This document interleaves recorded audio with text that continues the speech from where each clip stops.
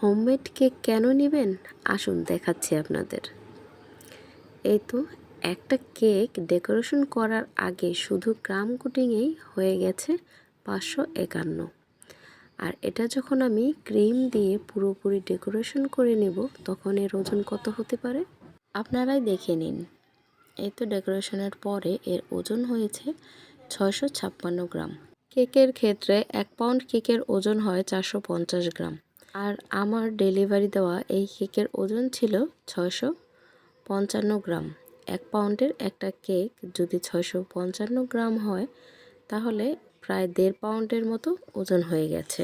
কিন্তু বললে হয়তো আপনারা কেউ বিশ্বাস করবেন না, এরকম অনেক হয়। কিন্তু আমরা কখনোই এই এক্সট্রা ওজনের জন্য এক্সট্রা টাকা কখনোই নেই না। হোমমেড কেক কেন নেবেন? আসুন দেখাচ্ছি আপনাদের। এই তো একটা কেক ডেকোরেশন করার আগে শুধু ক্রাম কোটিংয়েই হয়ে গেছে 551। আর এটা যখন আমি ক্রিম দিয়ে পুরোপুরি ডেকোরেশন করে নেব তখন এর ওজন কত হতে পারে আপনারাই দেখে নিন। এই তো ডেকোরেশনের পরে এর ওজন হয়েছে 656 গ্রাম।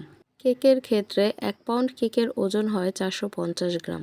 আর আমার ডেলিভারি দেওয়া এই কেকের ওজন ছিল 655 গ্রাম।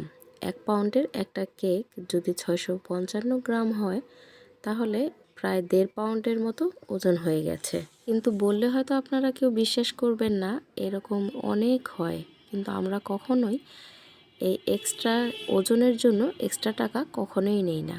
হোমমেড কেক কেন নেবেন? আসুন দেখাচ্ছি আপনাদের। এই তো একটা কেক ডেকোরেশন করার আগে শুধু ক্রাম কোটিংয়েই হয়ে গেছে 551।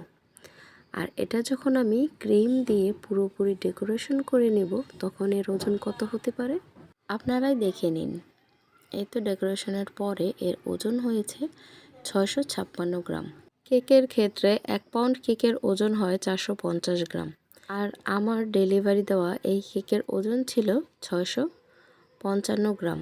1 পাউন্ডের একটা কেক যদি 655 গ্রাম হয় তাহলে প্রায় 1.5 পাউন্ডের মতো ওজন হয়ে গেছে। কিন্তু বললে হয়তো আপনারা কেউ বিশ্বাস করবেন না, এরকম অনেক হয়। কিন্তু আমরা কখনোই এই এক্সট্রা ওজনের জন্য এক্সট্রা টাকা কখনোই নেই না।